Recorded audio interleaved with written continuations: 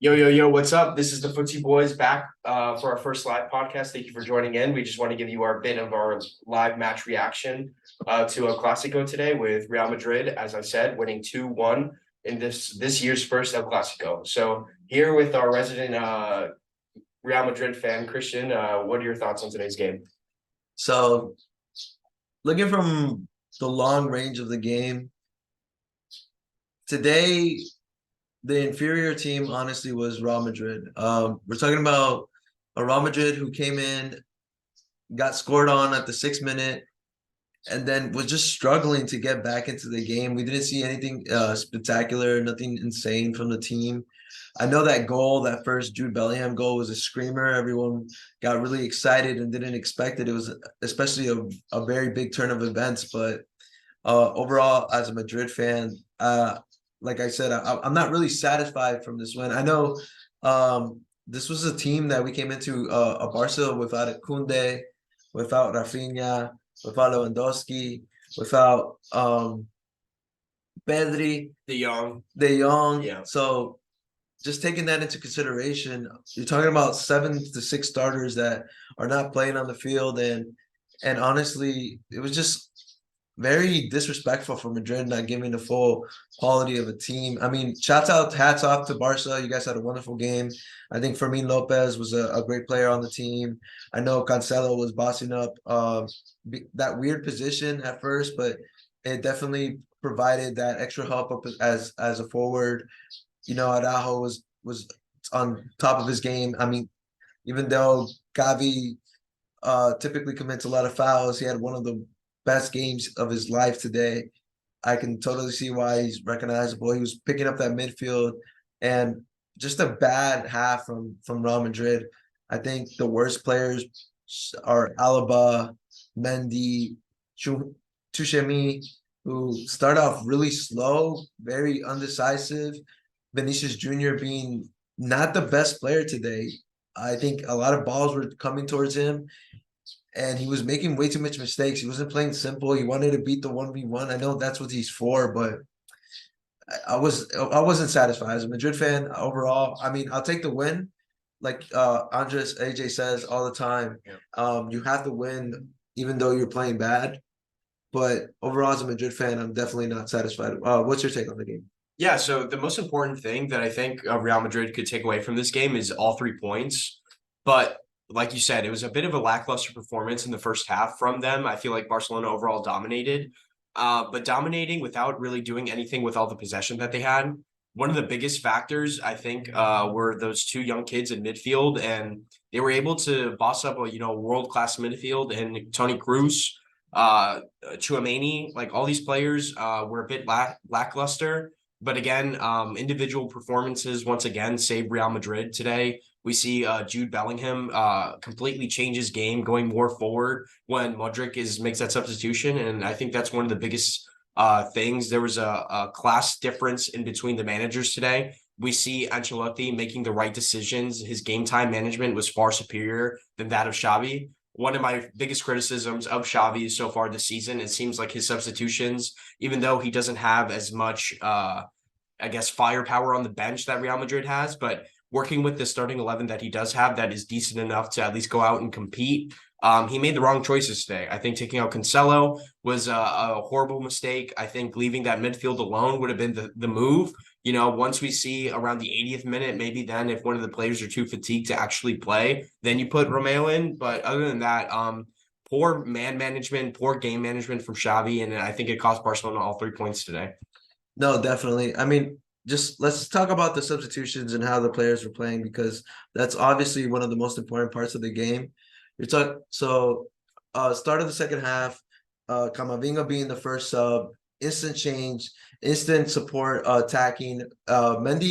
Mendy's not a bad player, but he's just been caught with too many injuries. I think also Camavinga playing in the midfield a lot has that experience where he can take the pressure of having someone defend them all time as a forward rushing him, and also having that patience and that calmness to make the correct pass, the correct decision as we go on. So being one of the first Ancelotti subs, I think that was the correct sub.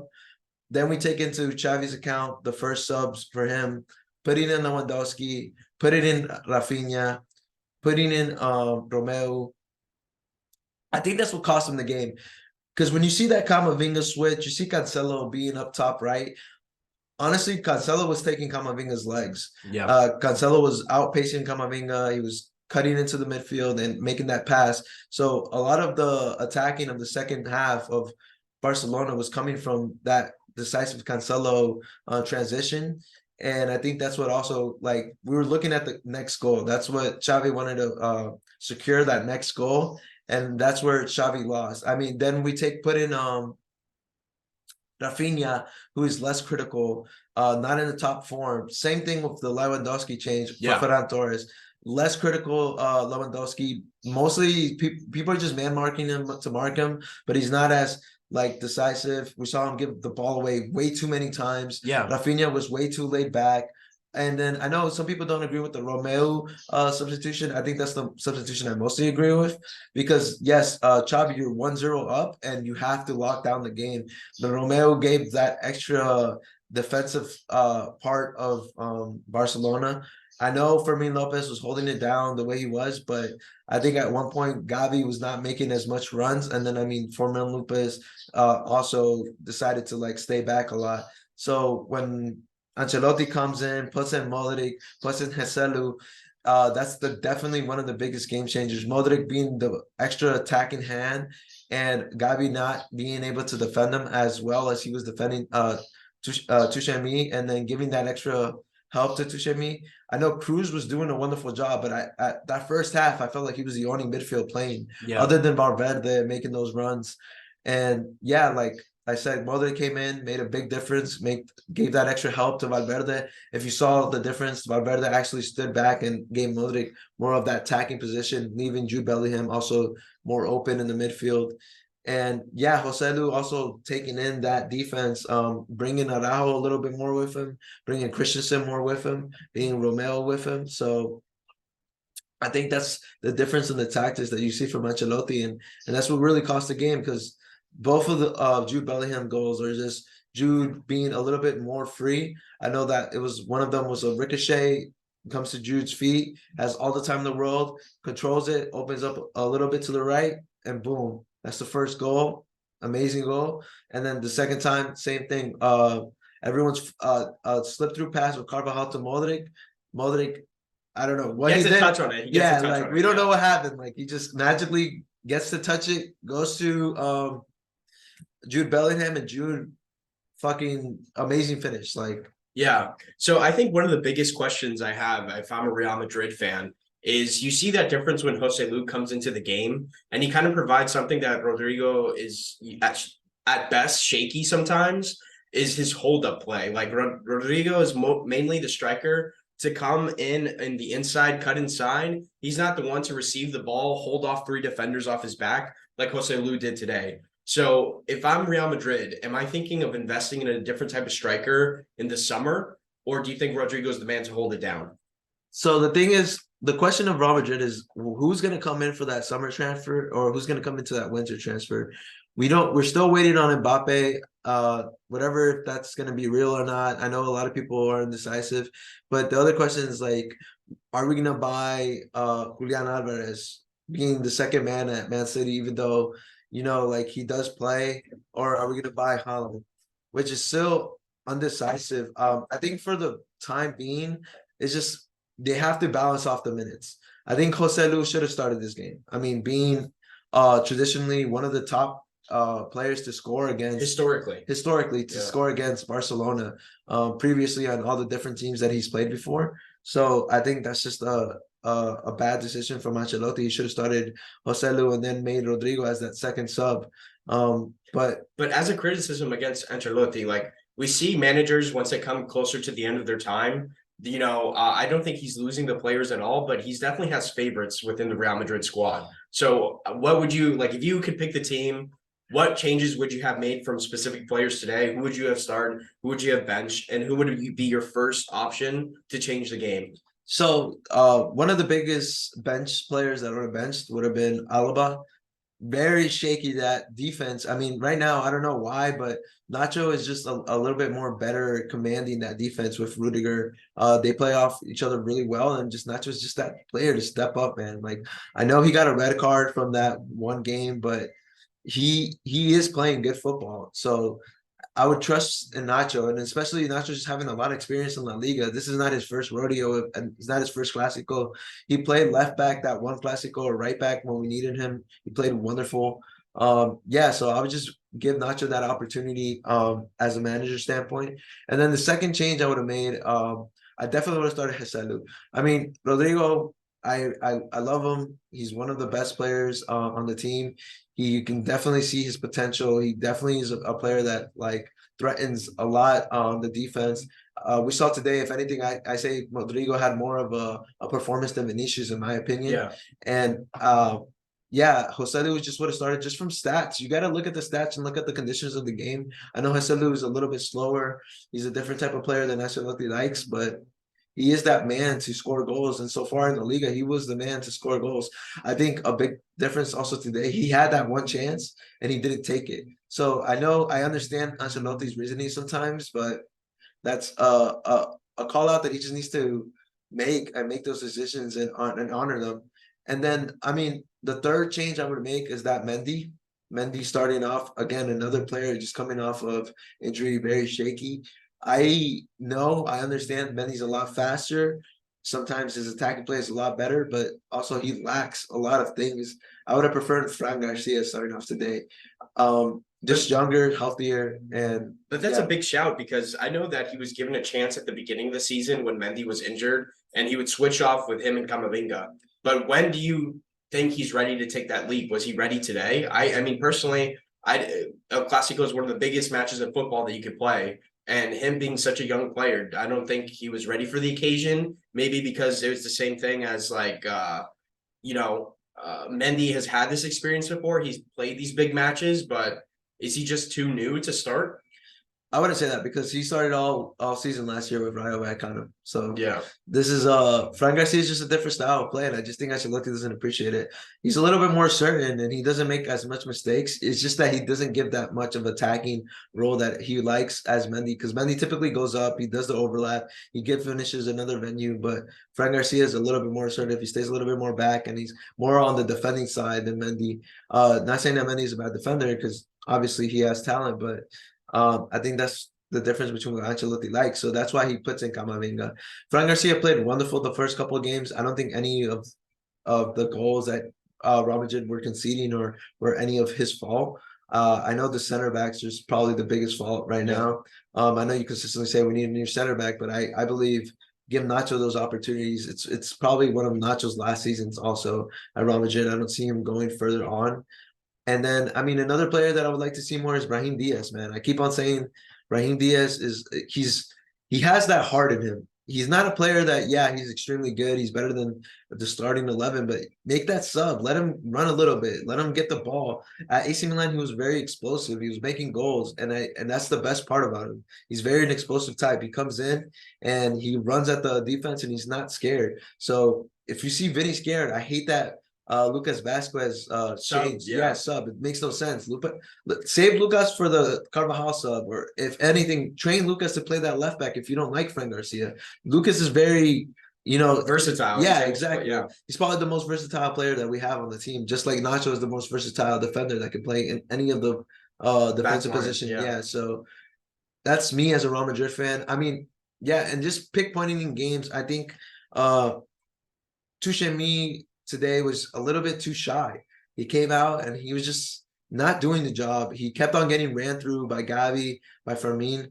And they just weren't assertive with the passes. Like, they were a little bit scared to go forward. I don't understand why nobody wanted the ball, especially us being a more talented spot just from Barca having all these injuries. Like I said, I would have preferred, I thought it was going to be a 3-0. But yeah, I think Barca really humbled Madrid. And yes, Bellingham, thank you for this performance. But overall, as a Madrid fan, I'm not satisfied with just a 2-1 win. I mean, yes, we won, but I would start questioning a lot of things at Madrid and questioning Ancelotti. Is he making the right calls? I know that second I know he did win us the game the second half, but it's a little bit too close, man. It's a little bit that goal didn't come into the 60th, late 60th minute, and then that second goal didn't come into like 92nd. 92nd. Yeah. So, and this, like I said, this is Madrid that should have beat that Barca really bad. But I guess taking away from it, we looked at the Real Madrid perspective, but I think as I'm not a Barcelona fan, but I think if you are one, I don't think you take away walk away from this Clasico feeling terrible. Yeah, because I feel like the first half they dominated without being dangerous, but controlled possession. They looked nice, played nice football here and there without actually doing anything with that possession.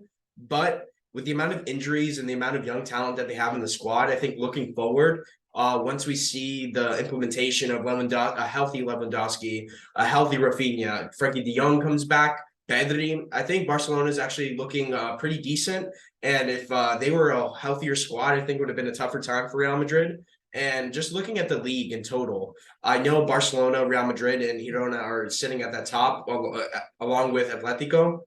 But every El Clasico is about a 6-point battle. You're winning 3 points, but you're also preventing your opposition from gaining 3.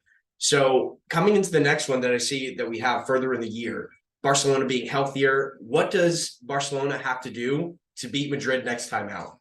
So, yeah, I mean, like I think every Clasico is different because it just takes a lot of consideration of which players are going to play and then who's healthy and what really comes into account because we've seen a good healthy Barcelona play against Madrid. I mean, maybe the only player they were missing was Pedri last year. To correct me if I'm wrong, but Madrid ended up winning that Clasico and winning the Copa del Rey. Moving on from that game, so I think the difference is just the confidence of the players and whether they're in form and deciding what trophies they want to win. You're looking at also a Barcelona that's kind of like tired.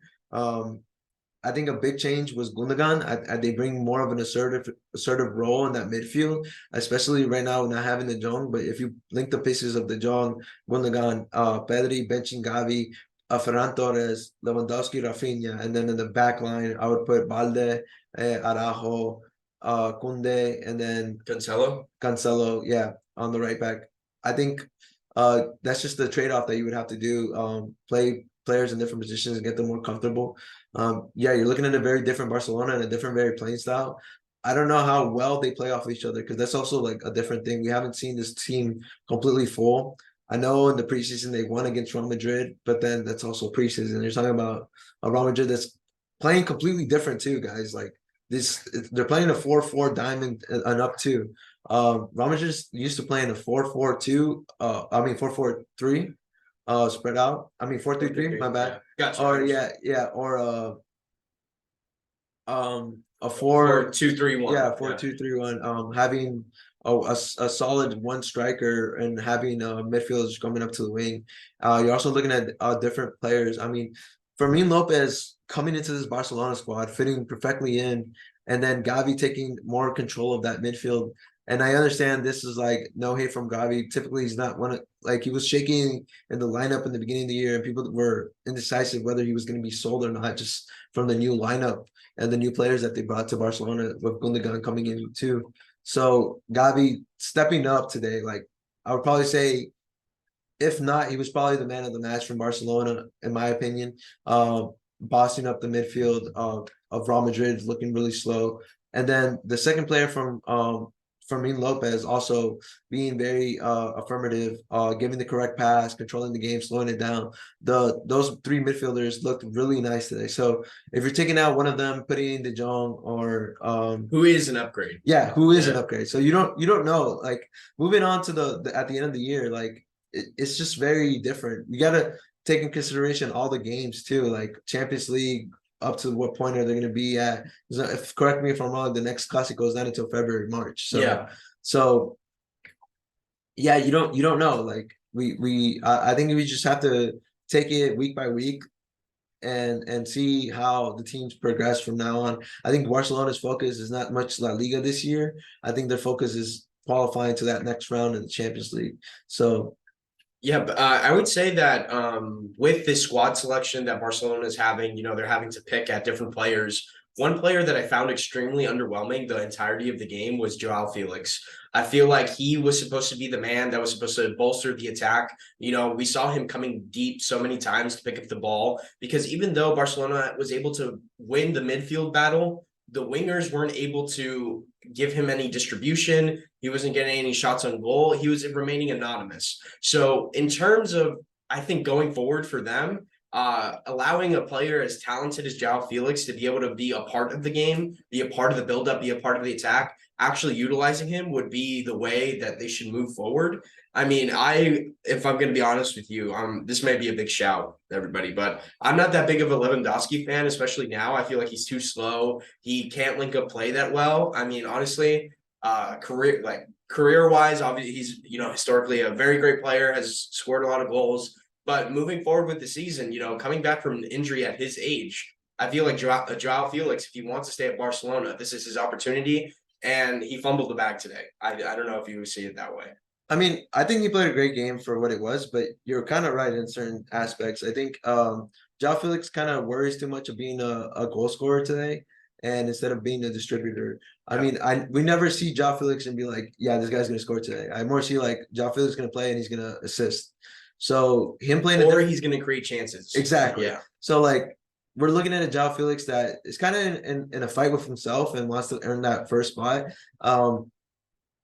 I would say the Joao Felix effect is the same thing as Vinicius. They're trying too hard to be that man, and they take away from their game trying to be that man. Because there was obviously moments, there was Megs, there was where he magged Rudiger and then like he passed on by, but he didn't look for the next like link up play. He didn't think the 2 steps ahead, cutting back, waiting for the players to advance. So also like just positions that where he should be getting the ball, and instead of trying to like take on someone 1v1, like pass, like open up and then look for that final pass. I think Joao Felix doesn't really fit that great into the squad.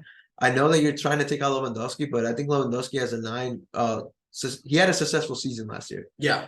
He was scored about 20 amount of goals. I'm pretty sure. I think, if correct me if I'm wrong, he was the top La Liga goal scorer. He was just behind Jose Lu. Just behind him. So like this is not a Lewandowski. I think he just has a bad injury and he was just in bad form. I think he's still that man. And just seeing the step up of Ferran Torres, I think Ferran Torres and the Lewandowski and the Rafinha link up is going to be a lot better moving on to the season. But that's a great question. You just brought that to my mind. It's like, who are we going to bench? Do we bench someone for Joao Felix, or do we bench Joao Felix? Yeah. Or does Joao Felix play a different position? Because you're looking at is he going to play midfield? Because you have a De Jong, you have Gundogan, you have Gavi, you have Pedri, great players that know the Barca, the La Liga. But they're all ahead of him in all the positions that he can play. They're all ahead of him. I mean, we even see that Joao Cancelo was used as a right winger today. Yeah, and I know that was due to injury issues, and I was thinking maybe that they were just nervous of that left-hand side of Real Madrid coming down the right. So double up somebody who's more like, we have Araujo on that side as well, and then right in front of him we have another right back who is also like attack minded. So I think doubling up defensively, but I also think, does this show where Rafinha's place is in the squad? I know he's coming back from injury, but I think, Barcelona need money, and I feel like he's the first player to go on the list. So I think he's the only player lower in the pecking order than Joao Felix should be. Yeah, but also you have to take into consideration that Cancelo and Joao Felix are on loan. Yeah. So depending what's coming on to the season, I don't know how the market or the transfer is going to be on this December, or if Barcelona had the chance to even buy someone or bring another loan in. But you're right. I think Joao Cancelo played today as that right wing, but he's also one of the players that scored the most on the Barcelona squad, and he's having a wonderful season with his international team scoring a lot of goals. So yeah, he's typically averaging, don't get me wrong, 0.8 goals per game. So if either he scores a game or has an assist to one. Exactly. So no, Barcelona honestly looks stronger. Sadly, they're due at fault with all these injuries, but I wouldn't be mad at this game. I'll take this as like, hey, we lost this CLASICO. We barely lost it.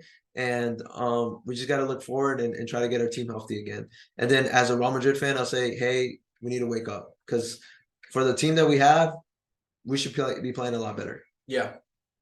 Well, thank you guys. Hopefully you enjoyed our first live podcast today. I know that the setup is a bit different than what we're used to. So we're just working out some of the kinks, but please like, comment, subscribe, write in the comments what you think we could do better, what you enjoyed, your opinions of today's match. And please also check us out on our Spotify. Episode 4 was loaded up on Spotify. So we're just trying to figure out what you guys like better. But as always, thank you for watching and we'll catch you guys later. Peace out, Peace. guys.